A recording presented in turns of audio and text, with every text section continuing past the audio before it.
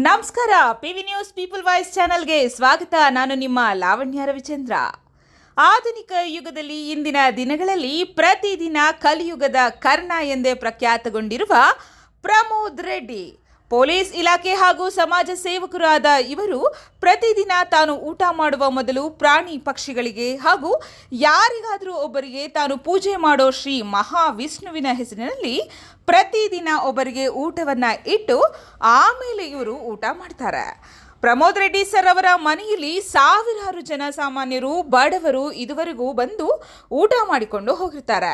Pramod Reddy sir ಅವರು ಸ್ವಂತ ಅಡಿಗೆ ಮಾಡಿ ಸಾವಿರಾರು ಜನಕ್ಕೆ ಯಾವುದೇ ರೀತಿಯ ಕುಲ, ಮತ, ಜಾತಿ, ಆಸ್ತಿ, ಅಂತಸ್ತು, ಅಧಿಕಾರ ಎನ್ನದೇ ಕೂಲಿ ಕೆಲಸ ಮಾಡಿಕೊಂಡು ಬದುಕುತ್ತಿದ್ದವರನ್ನ ಅಥವಾ ಗಾರೆ ಕೆಲಸ ಮಾಡಿಕೊಂಡಿದ್ದವರನ್ನ ಮನೆಗೆ ಕರೆದುಕೊಂಡು ಹೋಗಿ ಪ್ರತಿನಿತ್ಯವೂ ಊಟವನ್ನು ನೀಡುತ್ತಿರುವ ಪ್ರಮೋದ್ ರೆಡ್ಡಿ ಸರ್ ಅವರು ಎಷ್ಟೋ ಲಕ್ಷಾಂತರ ಜನಕ್ಕೆ ಪ್ರೇರೇಪಣೆಯಾಗಿದ್ದಾರೆ.